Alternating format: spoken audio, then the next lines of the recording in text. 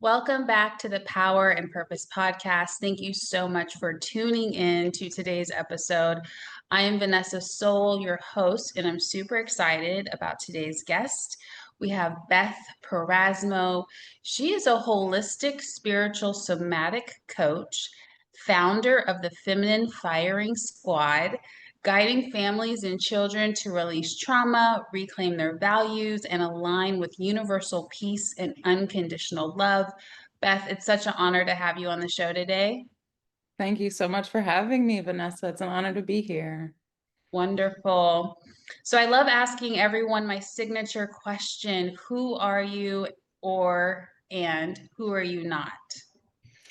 I absolutely love this question. Thanks so much for asking it. It inspired me to write a bit of a poem about it. So I'm going to read it. I'm a helper. I am not a healer. We all heal ourselves. I am a guide who walks beside you and asks where you want to go. I'm not a demander who leads the charge of your life, telling you what you need, because I don't know. You do. I'm an intuitive empath and a curious, active listener. I'm not a psychic who tells you that anything about you that you don't already know. I'm a feeler. I do not know more than what you share with me, nor what your guides channel through me. I'm a recovering, overachieving doer, and I am not a full-time beer, nor do I want to be. I've been to higher dimensions and I love it there, but I also love returning to this dimension and choose to stay here.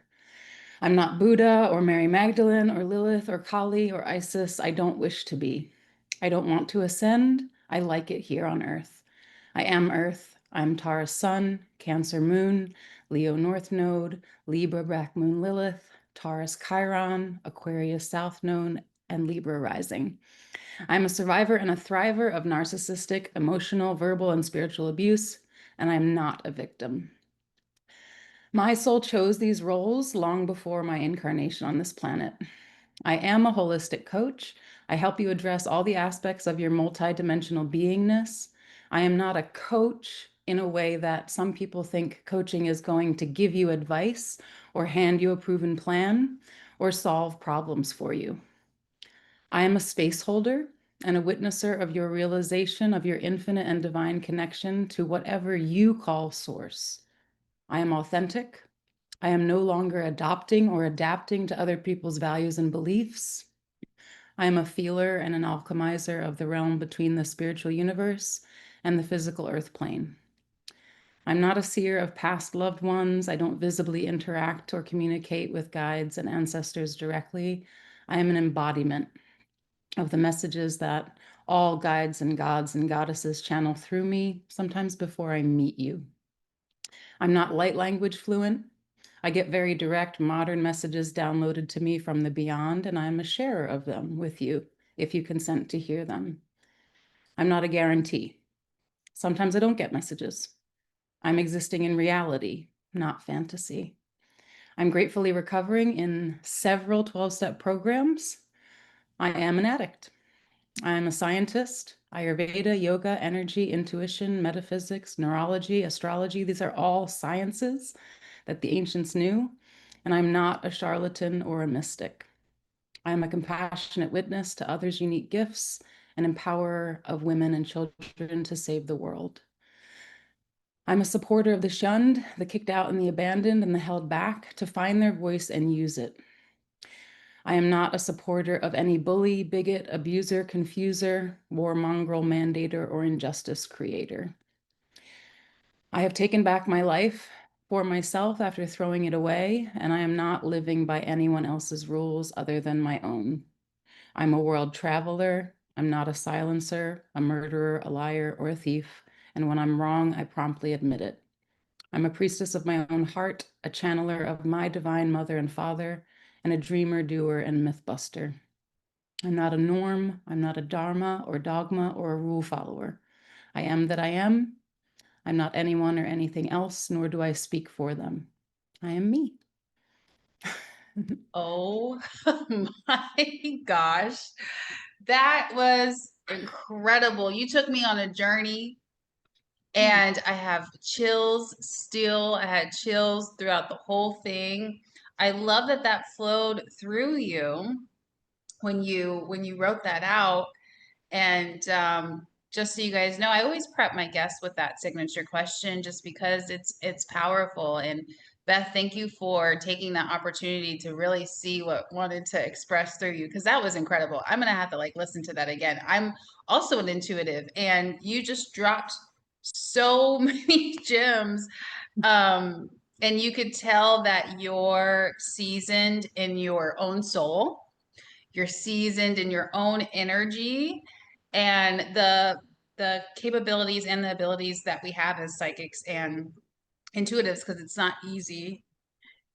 just not easy in general. And then also we have to learn how to have boundaries. Most of us, speaking for myself, I didn't have enough boundaries, but you were gracefully like, I'm this, I'm that, just like, and it created sovereignty for all of us and reminded us how sovereign we actually are, even when we are working with intuitives and psychics and empaths and people that can guide us. So there were so many gems in there. I think the part that's sticking out to me is I'm a priestess of my own heart. Oh, I don't know if you saw me, but I'm like lit up like that.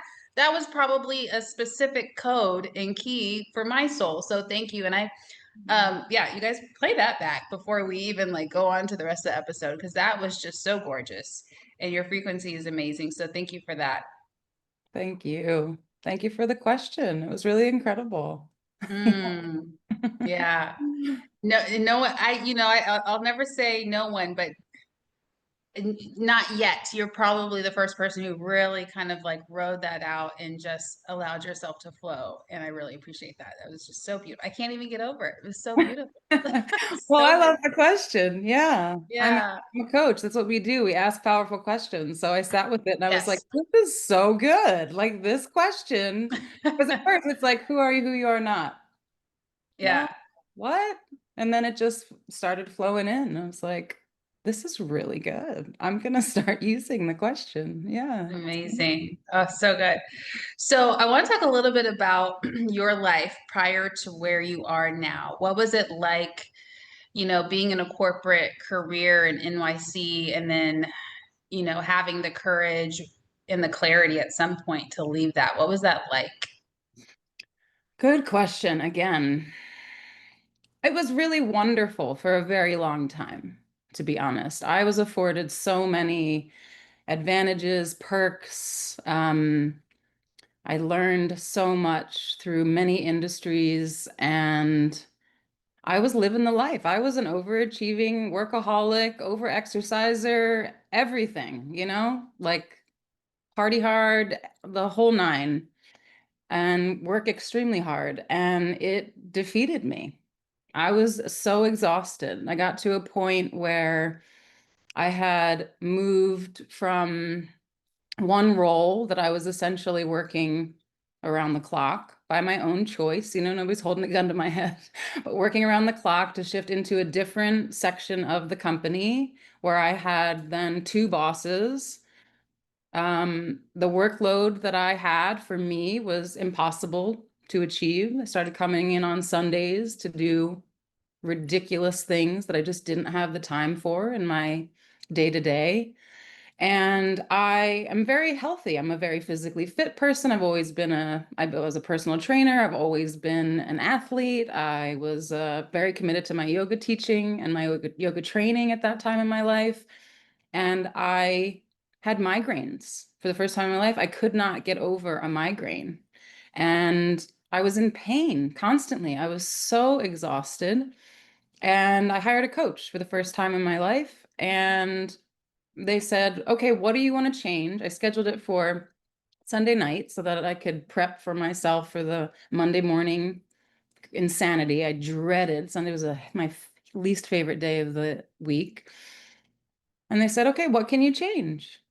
What can you do for yourself to make this situation better? Because you're in charge of you. You choose. You can live with it and be in misery, or you can live with it and enjoy it. And I just took a hard think on it and Mhm. decided nothing. And I'm not willing to do anything. I had already like rearranged my office, brought inspirational quotes and plants and everything. And I wasn't willing to try to put in any more effort into a position where I'd also spoken to HR and, nothing was shifting. So I just said, I have to quit. That's what I can do to help myself. And I went in and I did it wrong. HR told me you quit wrong. This is not how you do things. You have to tell your managers before you tell me. I was like, okay, well, I'm still doing it. So, um, and that was the first job I ever said goodbye to, and then decided I've always wanted to just travel. That's what I've built my whole life around, just traveling. I'd already traveled to a new country every year, and I just wanted to be free. And I took the leap, and the universe caught me. So beautiful. And I like to talk about the duration between decisions. For you, it sounded instant. So correct me if I'm not accurate here. But was it an instant decision, or do you feel like it took a month or 2 months, or between the time that you quit wrong, quote unquote, or walked into HR? Was that just like a the moment you're like the epiphany, or how did that happen? How long? Years, maybe Okay. a decade, right? Because that decision probably would have benefited me to make who knows how long before that. You can ask my ex-husband, you can ask my roommate who lived with me and heard me just complain every single day, blame everyone else, right, for my problems. It only took that, it was only that quick of a decision. Doesn't mean it wasn't like the hardest, most nail biting, like, what am I going to do? Freak out moment. And that I wasn't like trembling doing it. But Sure. So there was still some challenge there. And what do you think was like the last straw? Was it an intuitive knowing because you are an intuitive? Was it internal, external? What was it? That like there was probably 10 straws, right? For all of us when we're yeah, quitting something. But what was the last straw if you remember?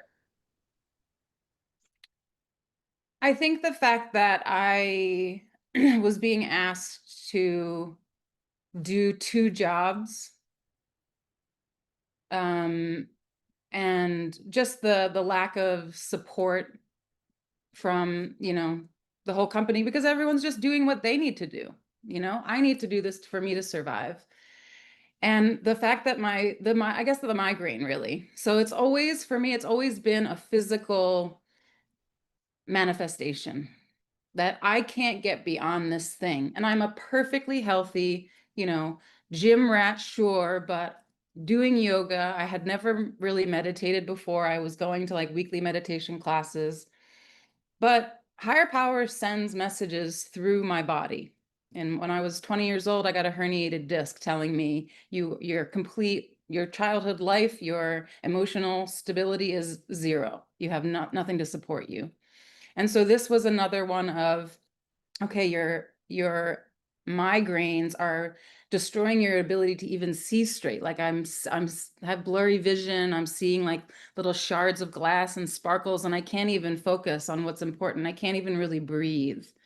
So that was a big, oh, yeah, if I keep going in here, it's just going to get worse. There really is no choice to make. It is, Mm-hmm. I can't do anything to help myself because this environment is toxic for me and I need to remove myself.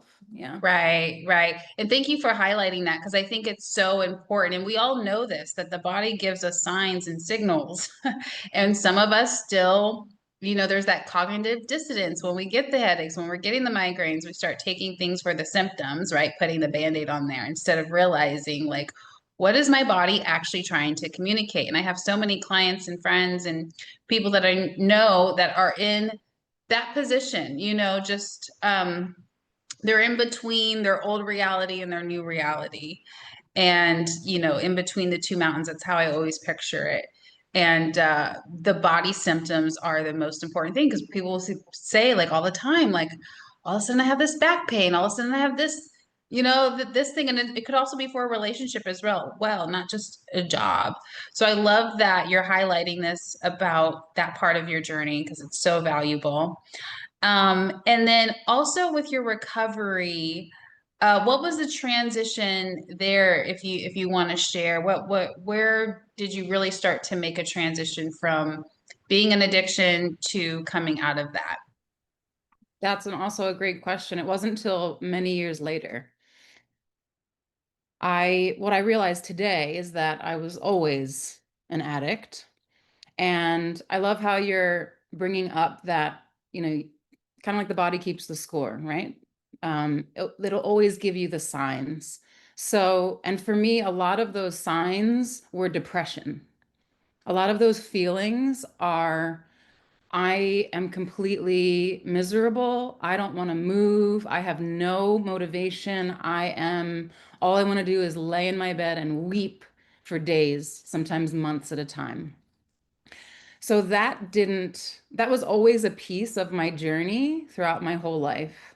But I never recognized it as this is actually your addiction until um, being at one of my bottoms, and there were many bottoms throughout my life, but being in a place where I just couldn't stop crying. I couldn't stop crying.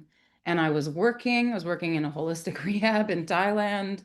Um, and one of my fellows, a colleague and who is a fellow today, just talked to me like, I just care about you.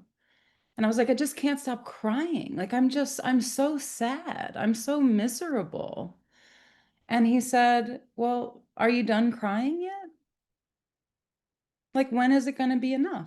Mm, mm, And he then saved me, um, like about 9 months after that, because I was again like, I don't know what to do with myself. I'm so miserable. I'm so depressed. I don't know where I'm taking my life. And he just said, okay, well then don't take the actions that are your addiction behaviors and just tell me all the things. Tell me what you're addicted to, and we'll figure it out together and we'll get you into a 12-step program. And my life changed. And that was in July of 2024, just this past year. I mm. got into program and it has completely changed my entire life. Yeah. Amazing. Wow. What an incredible friend and role that they were playing for you during that time of your life. Um, I have something I want to bring into this conversation. I wasn't planning to talk about this, but I feel like some people in the conscious community have a lot of resistance to the 12-step program. And I'm not sure exactly why. What are your thoughts on that? Do you kind of know why? Would you still, if someone's listening to this, would you still recommend that if they need it, obviously? So yeah, I would love to hear your thoughts. It's a really great point as well. I do hear a lot of kickback, and it's not for everyone. It's true. And in 12 step, we recognize we can't bring anyone to program. You can't force anyone to get help, whether it's 12 step or any other healing modality.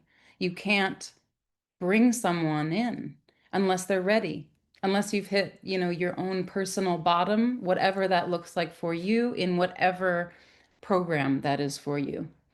And some people can. I see it. Some people navigate different varying degrees of addiction, whether it's full-blown addiction or, different aspects. Um, and they just partake as much as they want, and then they deal with the toxic consequences that come as if, yeah, I get acting as if it's okay. Like this is just what happens, so I just go through it. And for me, it just got to a point where it's not okay anymore. I don't deserve to deal with the repercussions of the actions that I take, knowing that I'm taking poison and killing myself.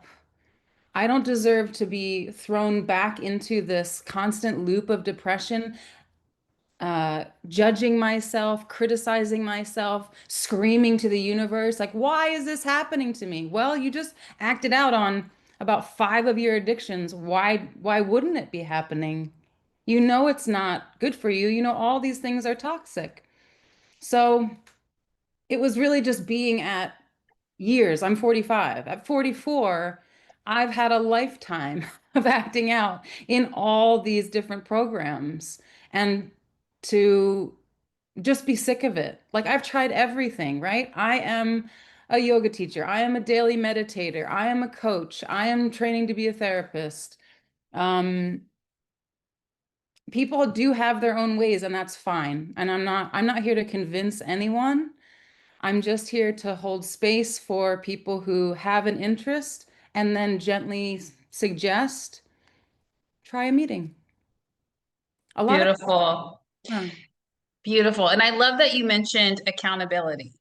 Sometimes, in the conscious community, in the spiritual community, it happens. We can get into that spiritual bypassing or just not taking accountability or that victim state.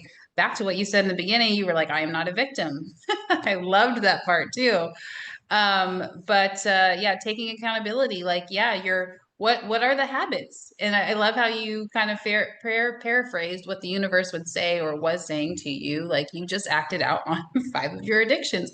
What else did you think was going to happen? And it's real. Like that's a mirror. That's what we have to really look through that mirror and resist the urge to stay in denial. We have to accept what is really going on.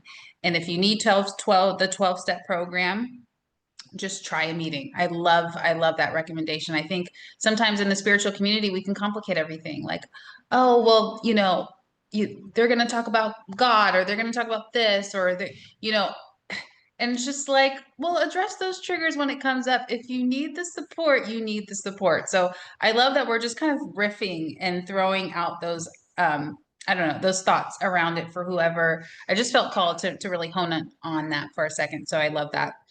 And Um, could I add something too? Because you did touch on a really important part. It's God, the God thing, right? So, like, I've had to overcome spiritual abuse.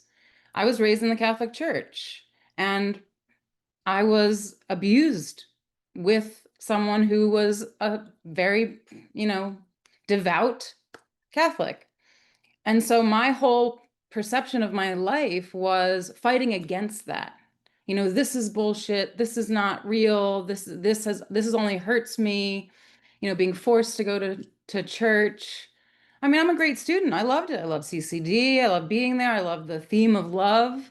But I went to my first AA meeting. A friend took me in college, and just the word God is all over the literature. They've changed the verbiage to say your conception of your higher power, whoever your higher power is. It's not written as God all the time, but for me, that's what it was. It was like, I don't know. I don't believe in God at that time, right? This isn't me. This program is not for me.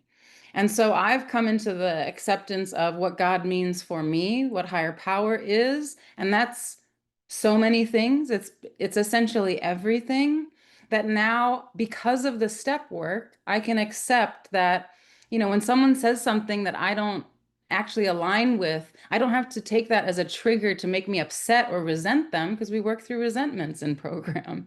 That I can then say, great, that's who you go for support.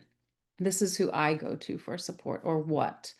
And also the money thing. 12-step programs are the longest running anarchist organization in America, let alone the world. They're global. And I feel like there's something too, like it's harder to get clients, for example, to a free program, I think, than something that has a value.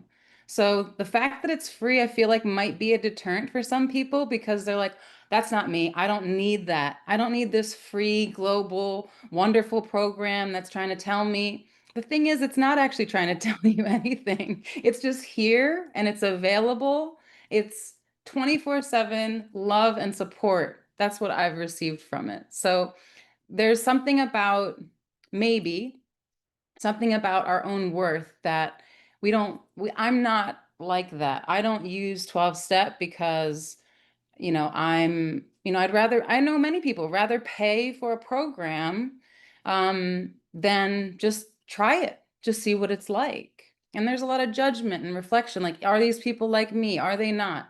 You'll find your tribe if you're seeking it, just like you do in life. Not everyone is for you, right? Not every meeting that you go to will be like, oh yeah, I love these people. Mm-hmm. That's how we Mm-hmm. learn boundaries and um, taking our time getting to know people and saying, oh, I do like you. Let's meet for coffee. I don't like you. Goodbye. Yeah.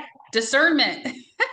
Yeah. Discernment, boundaries, being aware of what you want, what you don't want, like all of that comes into play.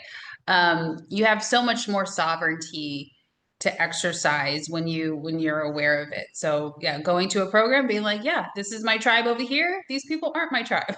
you know, like you could really create your experience. And I love that we touched on that for a moment as well. And I'll just say this, yeah, the money thing, some of us have a hard, myself included, at times in my life, I had a hard time committing to things that were free, right? It's just that's what it was. Like now I'm a little bit different, but even, it's just like the money, we can that's a whole nother podcast episode about talking about energy and money and commitment and our focus and things like that and things that we value. But it is part of it. So if you're hearing this, like figure out what your block, quote unquote, is, or your resistance. If, again, if the 12 step, if recovery is along your path, or if you intuitively know that your soul is asking for this, again, if you're one of those people, you kind of have these resistances or these objections to the 12 step. Is it the free thing? Is it the God thing? Like, I love that we're unpacking this. Find out what it is for you and journal around that. Do like a trigger journal. I think that would be really helpful. So I kind of want to move on and get your opinion. Like, what do you think the root cause of dis-ease is? Dis-ease. Yeah. Great question again. Unresolved trauma. Basic, what we grew up with, what we held on to, what we identified with. We have a saying or a line in our literature: the values we had thought were ours turned out to be someone else's. We had shed or changed these to allow the seeds of our own personal wholeness to take root and grow. I lived my whole life based on other people's values. And whether my values are given voice or asked about, heard, seen, or not, I turned that into a pain. And pain that's unaddressed, that's unseen, that's unfelt, just metastasizes, solidifies, calcifies, and becomes permanent. And it's not forever. We can unravel and unpack it just by beginning to see it. So, any dis-ease we're feeling, it might be, a lot of times things are very, very simple. We just complicate them because there's this misunderstanding with, what is this? I need a doctor to tell me what it is. And then we go to the doctor and the doctor says, I don't know, you're perfectly healthy. Mm-hmm. So then people are lost because they don't realize they're their own healer. So what do you think it is? Most of the time, the first thing you say is what it is.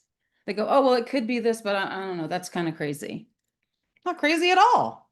You know, it could be that I need to meditate. It could be that I need to, eat a meal, take a shower. It could be that I need to get regular massages. It could be that for me, I had tennis elbow for the first time in my whole life. I don't even play tennis.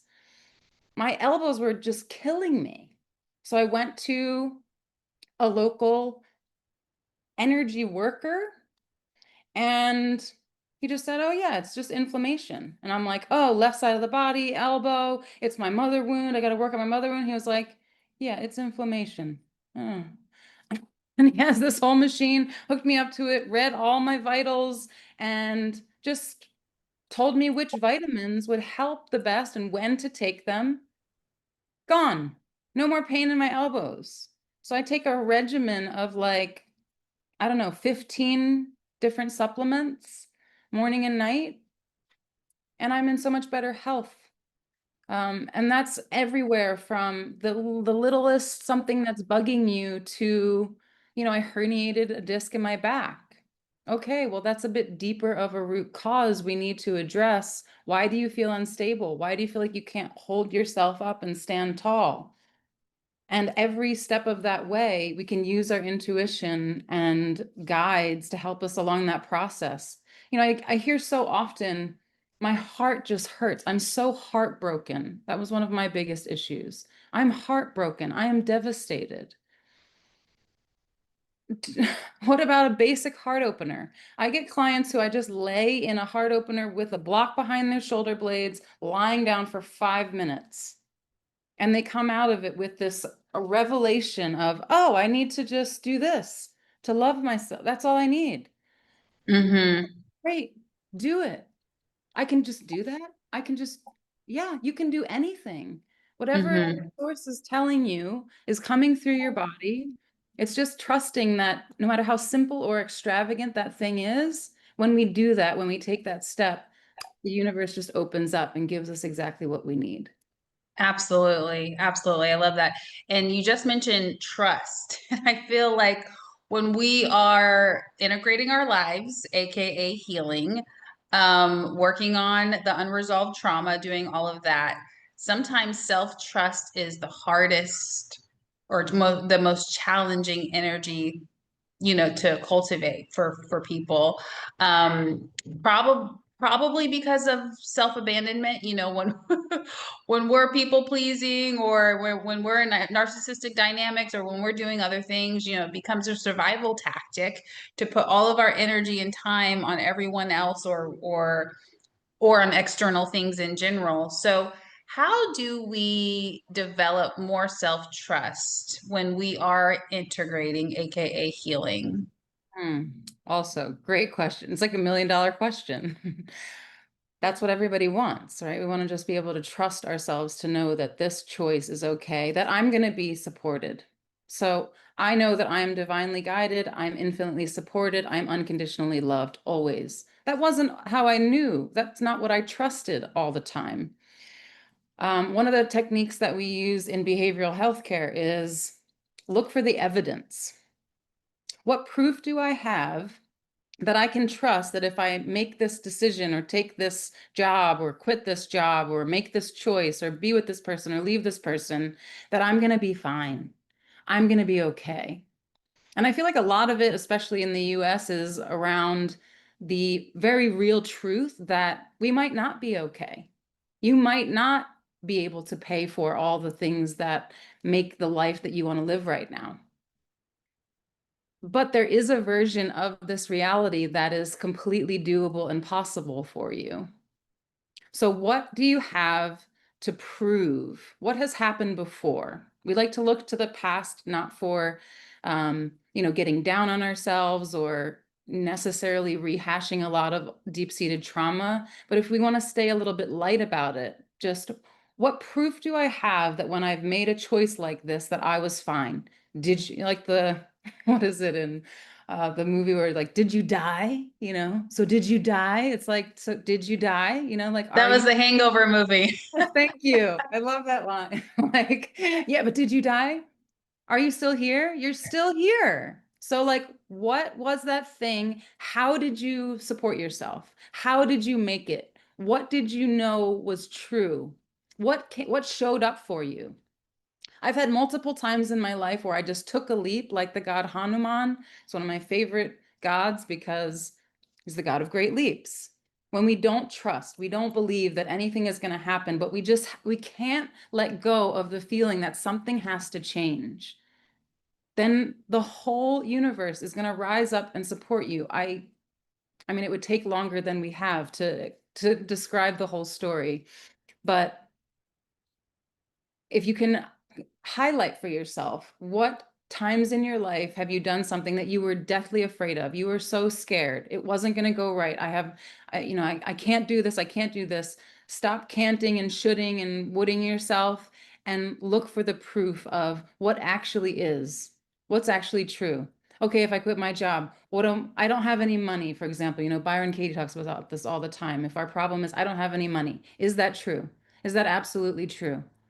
Can I absolutely believe that that's true? Well, no, because when's the last time I quit my job, what happened? Well, my mom, let me live in her house or like supported me and gave me some cash and paid for my food or whatever. Wherever it's coming from, it's coming to you.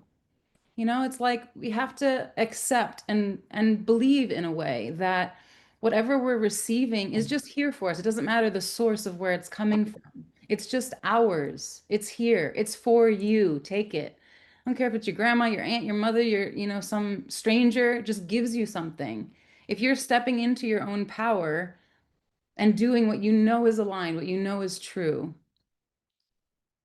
and write it down, like, look what happened. Here's my proof. Here's my proof list that I can go back and say, well, the last time I did something like this, oh, what do you know? Mm-hmm. The solution Yeah. was even better than I ever could have imagined. I love that. And what we're doing is we're training the logical mind to trust the higher power, the universe, God, miracles, whatever you want to call it. Like our logical mind, yes, it's here to keep us safe. It's here to so that we can survive the 3D reality. Sometimes it does get hung up on the details, the how. How is this going to happen? How am I going to make my 400K? How? Da, da, da, da. It's like, do you want it or not? Are you willing to take the step today or not? Can you be present today, or are you going to worry about past or future? It's just like you got to trust. And I love talking about how, and you could riff off of this too in a moment. I love talking about how, faith and fear, those are the opposites. Like you got to choose. Like, yeah, we all fall into fear. I don't know if it's completely unavoidable. I don't, and if you are, you might be bypassing if you feel like you're never feel fearful, or I think it's just part of the human condition. But it's just, how can we find our way back to faith? And faith is exactly what Beth is describing. Like, and train your brain. Sometimes we have to train that logical masculine part of our brain to be a little bit more intuitive, or surrender, and a feminine trait. And I know you're all about femininity and the feminine work and the feminine energy, but yeah, that surrender is so important. So if you want to share any thoughts on that before we move on, I would love to hear it too. Yeah, absolutely. Surrender is the first thing that you have to do when you go into program. Give up the whole idea that you can figure it out or that you have to, because higher power figures it out. We don't figure it out. It's not a step. One of my fellows reminded me, figuring it out is not a step.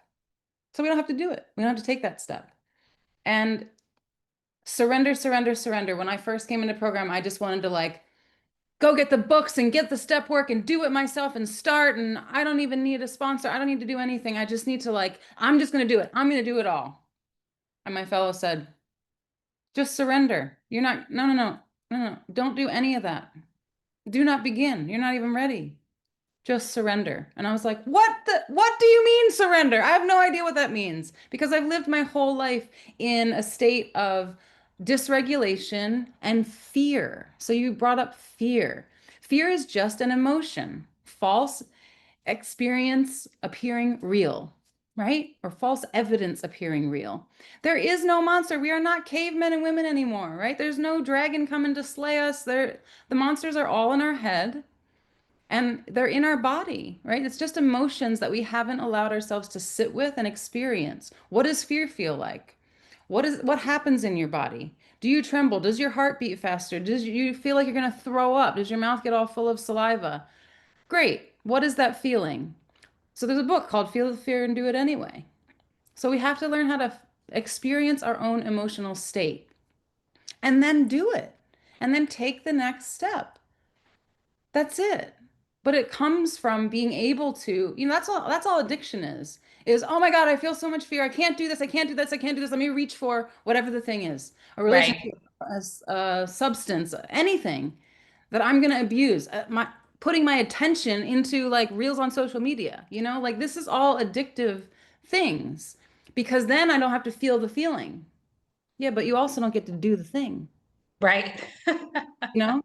Then I'm trapped in this world of Yes. like everybody else. I'm exponentiating about this triangulation of what I don't need to be doing. So learning how to sit with your emotions and feel it, and it's not just 12 step, put everybody in 12 step also. Get a therapist, get a get a coach, get a healer, get a Reiki master, get everything, get an astrologer, because these are all parts of what's going to inform you. How do I sit with fear? How do I sit with this horrible emotion that puts me in so much pain? It puts me in that dis-ease. Then what do I do? How do I get out of it? I don't grab for something that's an instant gratification. That's just a dopamine hit that's going to go away, and then I'm going to be stuck with the same feeling again. I have to go for sustainable serotonin, living my life, doing daily things that make me feel good and support these neurons in my brain that keep me happy, content, feeling good. Yeah. So would you say that it is expanding our awareness that can help us navigate fear in life? Because you mentioned getting the guide, the support, the therapist, the astrologer, all of those things. And those are tools and practices that help us expand our awareness. So would you say that is one of the energies that can help? Yes, yes, and yes. Yes, for awareness. We work on the axis of self-realization as in coaching and self-actualization.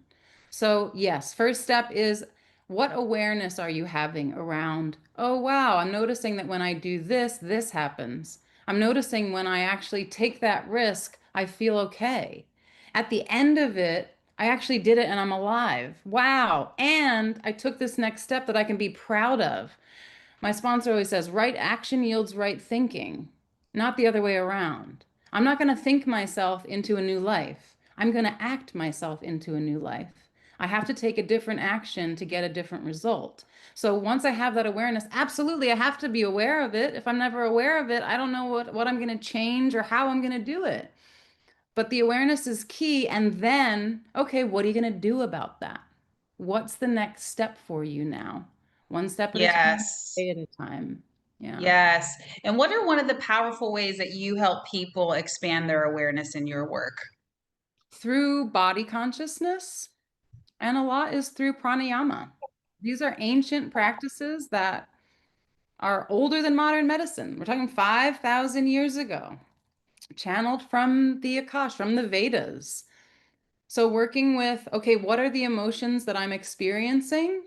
Whether it's anger, laziness, or like just, I can't move, lack of motivation, or overwhelm, like all these thoughts. It's just like, I cannot control this. So we have the the three energies of air, right? I'm overwhelmed. I can't stop thinking. I'm completely exhausted and debilitated. Fire, I'm depleted. I have no water left. Or I'm completely lacking in motivation. I just want to lay down forever. And maybe you need those. But there are specific pranayama to get you to process those emotions. And they're so simple and they work for me all the time. I look like a crazy person when I'm doing them, and you will. And I think this is the biggest hump to get people over, is that, would you rather look like a crazy person in public for like a minute or three and then not be succumb to your own emotional reactions? Or would you rather freak out, lose your shit, and not be able to manage yourself and be like the literal crazy person who like freaks out on their partner, yells at their kids, or, drives all their friends away because they're like blaming them for not holding their emotions long enough. Yeah. Yeah, yeah, yeah. Choose your crazy. It's just like hard, right? Everything in life is hard. Mhm. Integrating, evolving, expanding your awareness. It's not easy all the time. There's so many challenges, but it's also hard staying stuck in a life that you've outgrown. Choose your hard, choose your crazy. I really don't care. I've embraced being crazy, and I've embraced rejection, you know, like so much so I feel non-human sometimes, just in that regard, because I worked through it, right? It was easy because I also did sales for a long time. So, you have to get through a lot of rejection in order to become really successful in real estate. So that part was easy. And then it was my teacher. It taught me how to do that in other ways. And so It's like, I embrace rejection. I embrace being the cuckoo woo woo, person that people misunderstand. I think we have to be okay with being misunderstood too. It's like, what does it mean? You brought up Byron Katie earlier. So if anyone is struggling with this, I know we're not focusing on rejection and all of the crazy stuff that much, but Byron Katie's work might be able to help you, question and go through that path. So many good things. I love all of the topics. I want to hone it in just a little bit before we wrap up and really leave everyone with some good insights. Do you have a daily practice or some practical tips for how we can work with our emotions or navigate our emotions? Absolutely. All that I teach comes from my daily practice over the years that I've honed from about 24 years of personal practice. Daily movement, I have to sweat. I have to practice some form of asana that is specific to what I need. That might be a restorative practice. It is often. And meditation, connecting with higher power. When in meditation, it can look all different ways, but is absolutely essential to being able to connect with something larger than yourself and knowing that you're not alone, and also being able to spend time in silence and stillness. I cannot emphasize it enough that when we get quiet, we have 72,000 nadis whirring around our bodies at all times. Even when we are sleeping, most of us are still processing our food that we ate way too late, and our body can never rest. So if we can't spend time in actual stillness and actual rest, this is why I teach Yoga Nidra as well, because we're actually getting REM sleep. In those moments when we are physically still is the time when the subconscious mind actually gets a chance to come online and be like, oh, we can process this stuff now. So you can do it consciously as well. None of this is mandatory. Everything is just a suggestion to try on. But sitting with what's coming up for me, what feelings am I feeling, and what parts of me are needing to express. I work a lot with the feminine and the masculine inner children. So asking them what they need. You might need to go throw rocks in the sea or smash sticks against a tree, or you might need to, get really pretty and put on earrings and necklaces and dance around your house. But really listening to what is it that I need today? And if you have a connection to your higher power, you can ask higher power, how can I serve best today?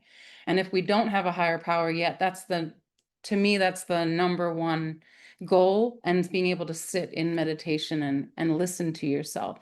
So that's where we channel. That's where we receive all the guidance that we ever need. Mm-hmm. 100% agree. Thank you for that. And do you have any final words or a message you want to leave us with about any of your thoughts around empowerment and or purpose? Hmm. I love I love the whole title of the podcast. I love everything about what you do. Yeah. Empowerment. You are your own healer. Everyone has the ability to heal everything that is an issue, problem, whatever you want to call them, challenges. It is you. It is no one else. If not you, who? If not now, when?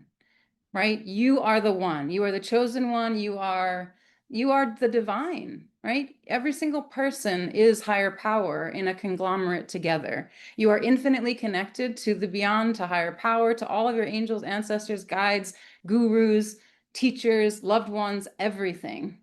And your purpose is there lying just underneath your Chiron, right? The thing that you've already resolved for yourself, you've gone through this wounding, it's very specific and unique to you.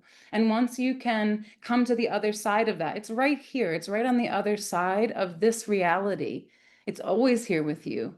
When you resolve it, when you can be regulated, that is your purpose, to help others see that same path is possible, that they can also come from this darkness into the light and be able to share it with the world so we can all love again. Yes. Oh, I love it. I love it. You were, if I remember, you're a Libra rising. And what was your Chiron? Chiron Taurus. Taurus. Okay. Oh, yeah. That's a it's a good, I mean, nothing's good about an astrology, but it's a significant one to work through. Yes. Because insecurities around money and security and the comforts of life and diving in, wanting to be comfortable all the time, fearing discomfort, like working through all of that. So now I feel like I can see and understand so much about your path just through that, and I love astrology. So so many good things. I wish we had more time. I'm going to give you guys some info on how you can connect with Beth. And then, Beth, in just a moment, once I give them your website and some of your links, if you want to share any offers or anything that you want to tell us about, that would be great. Her website is breathewithbeth.com, and it's in the description. So just scroll down. You can click on it right there, right there. Then also we have her Instagram link, her YouTube link, and her Facebook link. And I will hand the mic over to you. Leave us with a yes, your service offer, and then also a powerful quote to end, and we'll wrap it up there.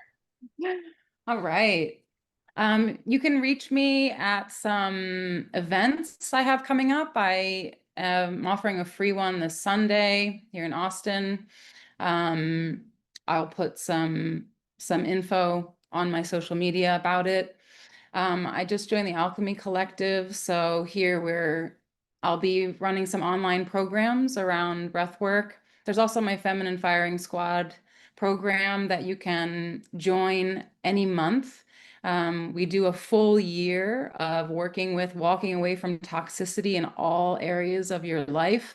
So it's a lot of really deep healing in a group setting.